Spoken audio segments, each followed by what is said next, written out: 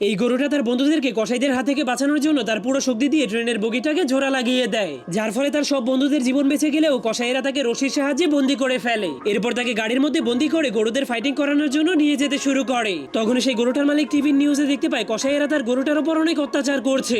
এই জন্য সেই গরুটার মালিক জলদি করে তার মেয়েকে নিয়ে জনিকে খোঁজার জন্য বের হয়ে যায়। এরপর এই লোকটা একটা লাল কাপড় নিয়ে সেই গরুটার সাথে ফাইটিং করার জন্য মাঠে নেমে যায়। এরপর তার সামনের দিক থেকে গরুটাকে ছেড়ে দেওয়া হয়, কিন্তু জনি নামের এই গরুটা ফাইটিং করতে একদমই পছন্দ করতো না। এই জন্য সে তার সামনে হাজার হাজার দর্শকদেরকে দেখে অনেক ভয় পেয়ে যাচ্ছিল। তখন সেই লোকটা তার সামনে লাল কাপড় নিয়ে দাঁড়িয়ে তাকে লড়াই শুরু করতে বলে, কিন্তু জনি অনেক ভয় পেয়ে সেই লোকটার কাছ থেকে পিছিয়ে যেতে শুরু করে। এই জন্য সেই লোকটা পিছনের ঘোড়ায় বসে থাকা মানুষদের দিকে ইশারা করলে সেই মানুষগুলো জনিকে ধারালো অস্ত্র দিয়ে তার দিকে ঠেলে দেয়, যার কারণে জনি প্রচন্ড ব্যথা পাওয়ার কারণে সামনের দিকে ফুল স্পিডে দৌড়াতে শুরু করে দেয়। তখনই সেই লোকটার হাত থেকে লাল কাপড়টা ছুটে জনির সিংহের সাথে আটকে যায়, যার কারণে জনি তার চোখে কিছুই দেখতে পারছিল না। এই জন্য লোকটা তার কাছ থেকে সেই কাপড়টাকে নেওয়ার চেষ্টা করে, কিন্তু